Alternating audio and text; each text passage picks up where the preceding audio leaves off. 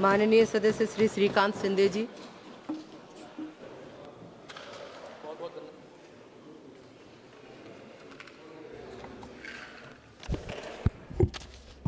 बहुत बहुत धन्यवाद आपका कि आपने मुझे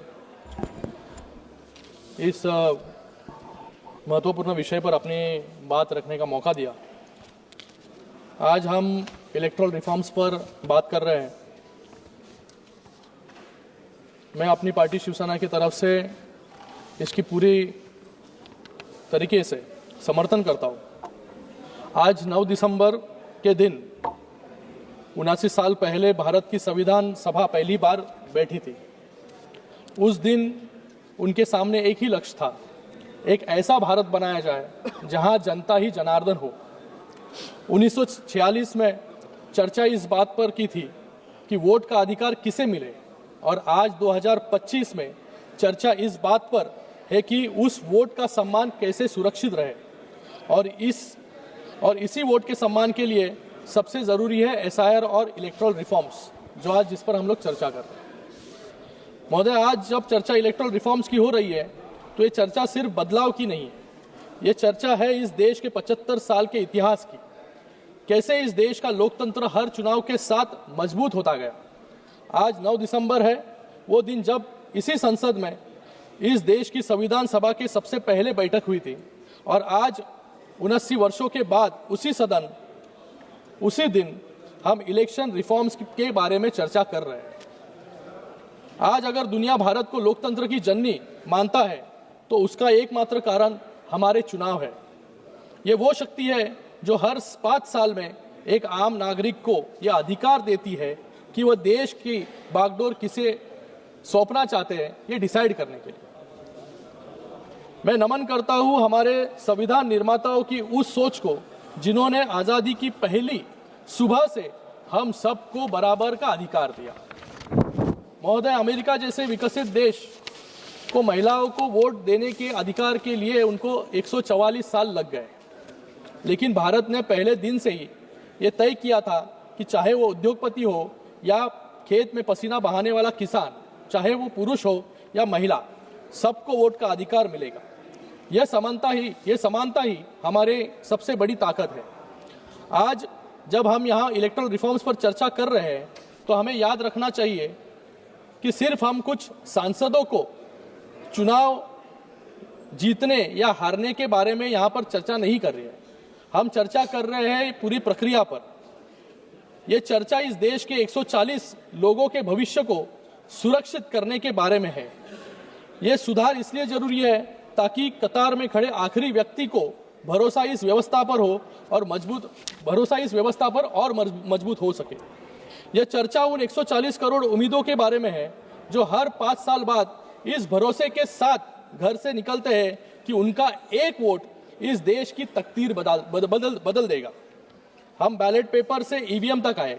हमने हिंसा के उस दौर को भी पीछे छोड़कर आज उस दौर में कदम रखा है जहां कश्मीर की घाटियों से लेकर गढ़चिरौली के जंगलों तक रिकॉर्ड टर्नआउट वोटिंग होता है। जब एक 90 साल का बुजुर्ग और पहली बार वोट डालने वाला 18 साल का युवा एक साथ कतार में खड़े होते हैं, एक उद्योगपति भी उसी कतार में खड़ा होता है, एक खेती करने वाला किसान भी उसी कतार में खड़ा होता है, एक गरीब व्यक्ति भी उसी कतार में खड़ा होता है। यही हमारी लोकतंत्र की शक्ति है। महोदय, यहाँ पर मैं सुन रहा था सभी विपक्ष के साथियों को कि यहाँ पर लोकतंत्र कैसे बचाया जाए, इसके पाठ जो है सुबह से यहाँ पर शुरू है। लेकिन इतिहास गवाह है कि इस देश के 75 सालों के संसदीय इतिहास में आज तक केवल एक प्रधानमंत्री को हाईकोर्ट द्वारा इलेक्टोरल मैल प्रैक्टिसेस का दोषी मानकर सजा दी गई थी। उनका नाम था श्रीमती इंदिरा गांधी जी। 1975 में इलाहाबाद हाईकोर्ट ने जब उनका चुनाव रद्द किया तो उस फैसले का सम्मान करने के बजाय इस देश पर इमरजेंसी का काला धब्बा लगाने का काम भी इसी कांग्रेस ने किया। इतना ही नहीं, अपनी कुर्सी बचाने के लिए संविधान को ही बदल डाला और कानून ले आए कि प्रधानमंत्री के चुनाव को कोर्ट में चुनौती ही नहीं दी जा सकती। जिन्होंने अपनी सत्ता के लिए संविधान का गला घोटा, आज वो संविधान के प्रत हाथ में लेकर जो है यहाँ पर नैतिकता का ढोंग कर रहे हैं। इतिहास गवाह है 1952 में जब पंडित नेहरू का तथाकथित स्वर्णिम युग था, जब जनादेश को बदलने के लिए बैलेट बॉक्सेस के अंदर नाइट्रिक एसिड डाला गया था। जो वोट इनके खिलाफ थे उन्हें जलाकर खाक कर दिया गया। इन्होंने भारत के पहले चुनाव में ही जनता के भरोसे को एसिड डालकर जला दिया गया।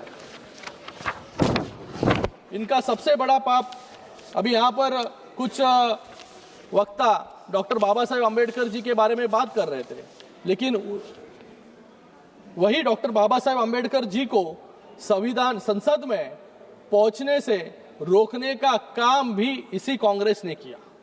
1952 में पंडित नेहरू ने खुद उनके खिलाफ उम्मीदवार उतारा और जब लगा कि बाबा साहब जीत रहे थे तो 74,333 वोटों को अवैध इनवैलिड घोषित करवाने का काम भी इन्होंने किया। और आज यहाँ पर ईवीएम पर बात ये लोग कर रहे, इलेक्शन कमीशन पर बात ये कर रहे, सवाल उठा रहे। सोचिए महोदय, 74,000 वोट रिजेक्ट हुए और बाबा साहेब महज 14,000 वोटों से इन्होंने हरवा दिया। और आज ये बाबा साहब का यहाँ पर उदाहरण दे, जिस महापुरुष ने देश के हर गरीब और दलित को वोट का अधिकार दिया, इन लोगों ने संसद में घुसने से रोकने का काम भी इन्होंने ही किया। तभी वोट चोरी, ये आज जो वोट चोरी चिल्ला रहे, तभी वोट चोरी करने का काम कांग्रेस के माध्यम से यहाँ पर हुआ।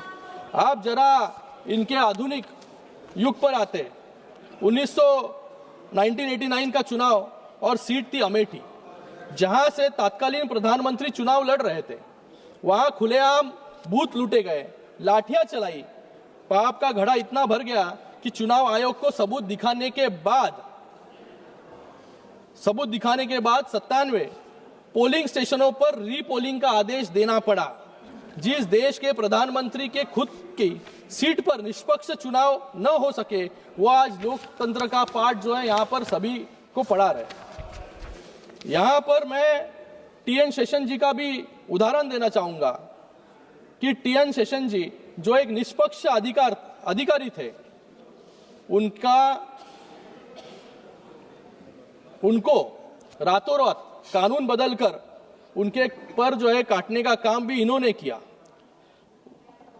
आज मैं यहाँ पर यूबीटी वालों को भी सुन रहा था, कल भी उनको मैं सुन रहा था, लेकिन बाला साहब ठाकरे के जी के बारे में वो अभी भूल गए बात करने के लिए। लेकिन मैं यहाँ पर याद दिलाना चाहूंगा कि जिस इलेक्शन कमिश्नर ने MS गिल ने हिंदू हृदय सम्राट बाला साहब ठाकरे जी का वोट का अधिकार छीन लिया गया था, आज उसी कांग्रेस के साथ बैठने की आज उसी कांग्रेस के साथ इनको बैठना पड़ रहा है। मैं बाला साहब ठाकरे जी का एक उदाहरण देना चाहूंगा। 1990 में जब बांग्लादेशियों की संख्या मुंबई में और पूरे भारत में बढ़ रही थी, तभी इन्हीं बांग्लादेशियों घुसपैठियों को बाहर निकालने की बात बाला साहब ठाकरे जी ने उस समय की थी। और आज SIR के बारे में भी SIR क्यों हो रहा है? आज SIR इसीलिए हो रहा है कि जो बांग्लादेशी आज जो रोहिंग्या आज इस देश में घुसे हैं, आज जो रोहिंग्या वेस्ट बंगाल में है, आज जो रोहिंग्या मुंबई में तो लाखों की संख्या में इनकी तादाद बढ़ी है। तो मुझे लगता है कि जो सुप्रीम कोर्ट ने भी कहा है, if they don't have legal status to stay in India, if an intruder comes, do we give them a red carpet welcome? What is the problem in sending them back? ये खुद supreme court ने कहा है। लेकिन इनको दिक्कत जो है इनकी वोट बैंक से है। इनको अगर बाहर निकाल दिया गया तो इनको वोट कौन देगा? यही इनकी सबसे बड़ी दिक्कत। इसलिए SIR का विरोध करने का काम यहाँ पर इन लोग कर रहे हैं। आज मिजोरम में सबसे ज्यादा अगर क्रिमिनल केसेस है तो 50% आपराधिक मामले जो है ये बाहरी लोगों से जुड़े हैं। आज मुंबई में लाखों की संख्या में घुसपैठियां यहाँ पर बांग्लादेशी घुसपैठियां है। इनको फिर से जो है बांग्लादेश में भेजने का काम जो है करना चाहिए। मैं यहाँ पर कुछ लोग कह रहे थे कि अनअपोज्ड इलेक्शंस, ये जो नगर पंचायत के इलेक्शंस यहाँ पर हुए महाराष्ट्र में, उस इलेक्शंस में कई अनअपोज्ड इलेक्शंस हुए। क्यों हुए अनअपोज्ड इलेक्शंस? क्योंकि इनके लोग खुद फॉर्म भरने गए नहीं, इसलिए अनअपोज्ड इलेक्शंस जो है वहां पर नगर पंचायत में हुए। ये अरविंद सावंत जी, तुम्ही खरं सांगा, तुमचे किती लोक जी आहेत की तुमच्या कार्यकर्त्याचा प्रचार करण्यासाठी आले? आज एक कार्यकर्ताओं का इलेक्शन था नगर पंचायत का, इनका इलेक्शन हो गया। जब लोकसभा में इनको अच्छी वोटिंग मिली तब इनको ईवीएम पे से शिकायत नहीं थी। जब महाराष्ट्र में पूरे मेजॉरिटी के साथ सत्ता में फिर से महायुति की सरकार आई तब इनको ईवीएम दिखने लगा। लोकसभा के बाद तो इनको लगने लग गया था, लोकसभा के बाद इनको लगने लग गया तो अभी सरकार तो हमारी आ जाएगी महाराष्ट्र में, कौन मुख्यमंत्री, कौन मंत्री, कौन ये मंत्री, कौन ये सब इन्होंने डिसाइड कर लिया था। लेकिन महाराष्ट्र की जनता ने इनको इनकी सही जगह जो है दिखाने का काम यहाँ पर किया। और उस इलेक्शन के बाद अभी नगर पंचायत के चुनाव हुए। अरविंद सावंत जी आएगा, नगर पंचायत के चुनाव हुए। नगर पंचायत के चुनाव में जब एक कार्यकर्ता का चुनाव ये था, एक कार्यकर्ता के चुनाव में यूबीटी का कौन सा नेता एक नगर पंचायत के नगर अध्यक्ष के चुनाव के लिए खड़ा है, उसके इलेक्शन में गए और ये बात कर रहे हैं कि प्रचार के लिए गए। ये सब घर के मुंबई से बाहर निकले नहीं है और आज यहां पर बात कर रहे हैं कि अनअपोज्ड इलेक्शन का। नगर पंचायत के चुनाव में सिर्फ सत्ता पक्ष के जो लोग हैं वही इलेक्शन में दिख रहे थे, वही रैली कर रहे थे और यहां पर ये अनअपोज्ड इलेक्शन के बारे में बात यहां पर कर रहे हैं। तो मुझे यहां पर यह कहना है कि लोकसभा के बाद तो इनको पूरा भरोसा हो गया था कि महाराष्ट्र में तो अभी विपक्ष की सरकार आएगी, लेकिन महाराष्ट्र की जनता ने सही जगह इनकी दिखाई। फिर इनके एलओपी, फिर हमारे महाराष्ट्र के कुछ युवा नेता पावर पॉइंट प्रेजेंटेशन जो है लोगों के सामने लेके गए। पावर पॉइंट प्रेजेंटेशन दिखाने से कुछ नहीं होता।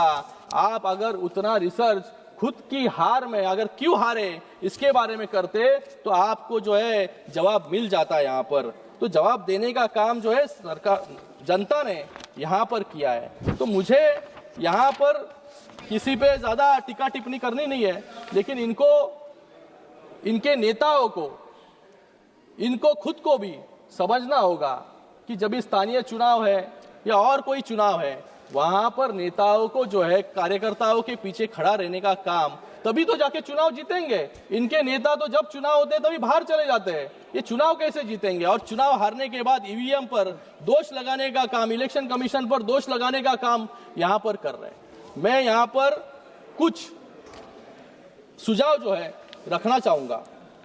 एज टू कंटेस्ट, आज जिस युवाओं को 18 साल में वोट देने का अधिकार है, उसी युवा को आने वाले समय में इस लोकसभा का चुनाव हो, विधानसभा का चुनाव हो, लड़ने का अधिकार भी जो है 18 या 21 साल जो है करना अनिवार्य है। क्योंकि जो वोट देकर इतना बड़ा लोकतंत्र चुनने का काम करता है वहां पर उसका भी अधिकार है कि आने वाले समय में उसको भी एक सुविधा, अवसर जो है मिलना चाहिए।